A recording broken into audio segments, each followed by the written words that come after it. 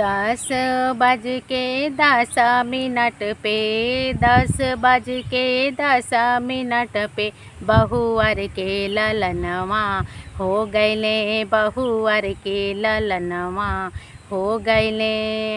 मुट्ठी बांध बाबू आँख मिल मिलावे। मुट्ठी बांध बाबू आँख मिल मिलावे। एक सुंदर होरिलवा हो गईले। हो एक सुंदर ललनवा हो गईले।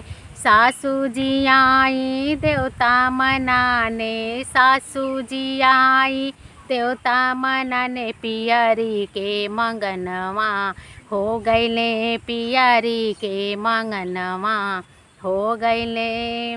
पियरी लेत सासू झगड़ा ना करिहा। पियरी लेत सासू झगड़ा ना करिहा।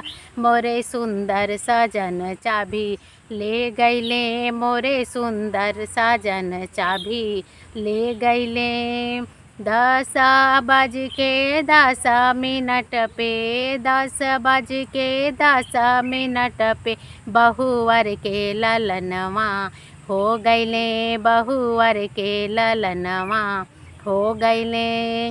मुट्ठी बांध बाबू आँख मिल मिलावे। मुट्ठी बांध बाबू आँख मिल मिलावे। एक सुंदर ललनवा हो गईले। हो एक सुंदर ललनवा हो गईले।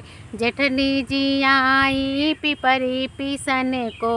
जेठनी जी आई पिपरी पीसन को। झुमका के मंगनवा हो गईले। झुमका के मंगनवा हो गईले। झुमका लेत जेठनी झगड़ा ना करिहा। झुमका लेत जेठनी झगड़ा ना करिहा।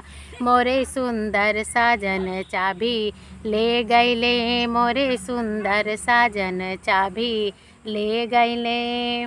10 बज के 10 मिनट पे बहुअर के ललनवा हो गईले। भाभी के ललनवा हो गईले।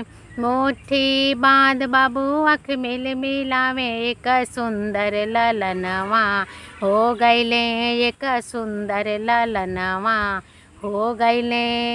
ननदो जे आई सौरी लिपन को। ननदो जे आई सौरी लिपन को।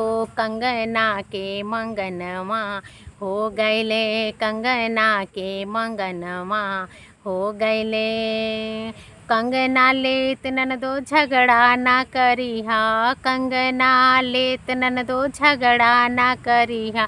मोरे सुंदर साजन चाभी ले गईले। मोरे सुंदर साजन चाभी ले गईले।